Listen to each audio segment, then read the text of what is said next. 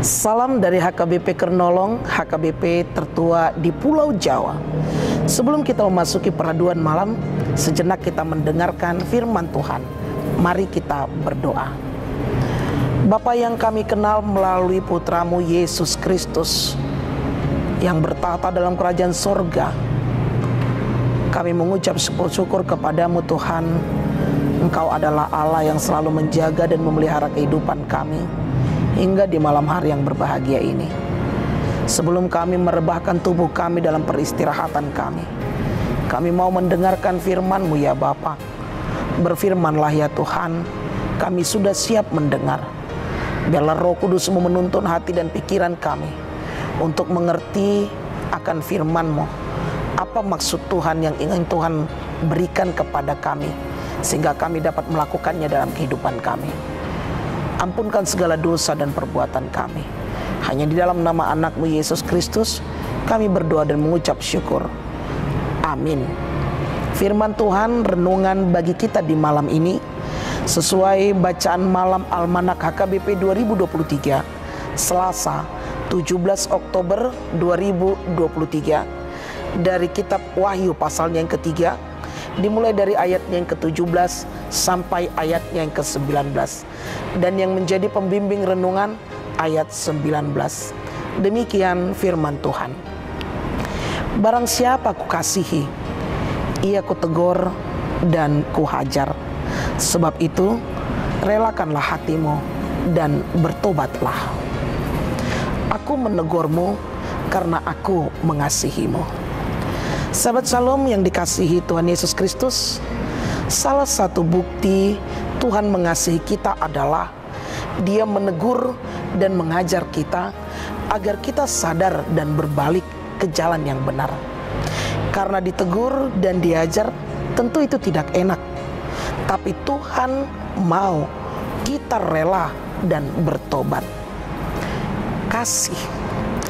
Kasih yang dimiliki oleh Tuhan itu adalah sifat dasar dari Allah. Bahkan Allah sesungguhnya adalah kasih itu sendiri. Manusia adalah tujuan dari kasih Allah. Ragam cara dan tindakan Allah untuk menunjukkan betapa besarnya kasih-Nya kepada kita dan kepada gereja Tuhan. Yohanes mengatakan bahwa kasih itu berasal dari Allah. Dan setiap orang yang mengasihi lahir dari Allah dan mengenal Allah.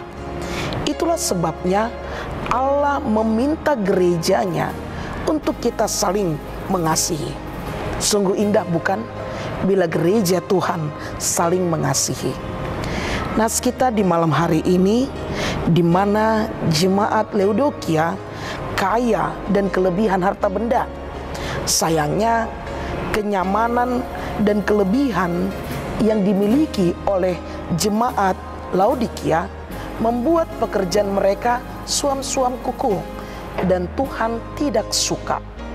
Tuhan mengatakan Dia akan memuntahkan mereka dari mulutnya dan menegur mereka. Kasih ternyata berhubungan dengan teguran dan pendisiplinan. Manusia umumnya tidak suka dengan teguran dan tindakan pendisiplinan, sekalipun itu memiliki tujuan yang baik dan mulia. Teguran dan tindakan pendisiplinan lebih sering menyebabkan kita masuk dan jatuh ke dalam kekecewaan, kebencian, sakit hati, mudah dan untuk putus asa.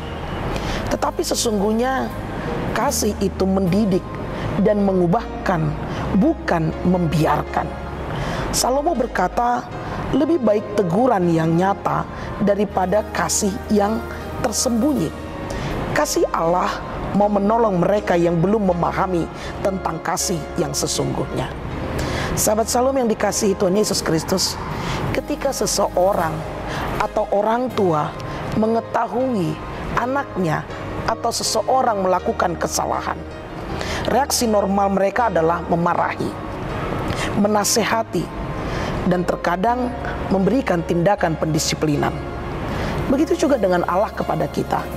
Saat Ia tahu kita melakukan suatu kesalahan, Allah tidak segan-segan menasehati, bahkan menghukum kita.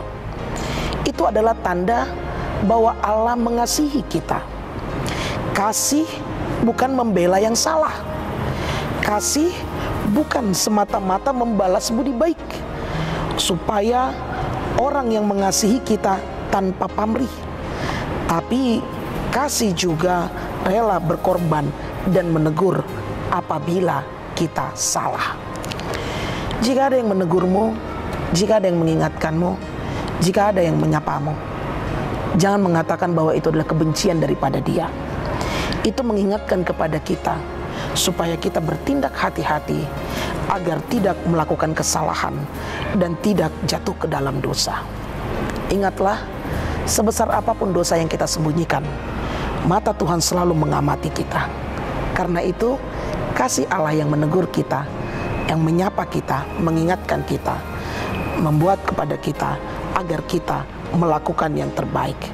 Bila kita diajar Tuhan dan berbalik seketika itu juga, Tuhan mampu menolong supaya kita sebagai anak-anak Allah terselamatkan dan dari hukuman dosa. Ingat, Allah menegurmu karena Dia mengasihimu. Siapapun yang menyapa kita melalui teguran, itu menunjukkan bahwa Dia mengasihi kita. Amin. Mari kita berdoa. Terima kasih ya Bapa, kami telah mendengarkan firman-Mu. Engkau mengingatkan kami bagaimana betapa besarnya kasih Tuhan dalam kehidupan kami. Melalui teguran-teguran yang terjadi dalam kehidupan kami, mengajarkan kami untuk bisa berbuat yang lebih baik lagi. Ampunkan segala dosa kami, hanya dalam nama anak-Mu Yesus Kristus kami berdoa dan mengucap syukur. Anugerah dari Tuhan kita Yesus Kristus, kasih setia Allah Bapa dan persekutuan Roh Kudus menyertai engkau. Amin.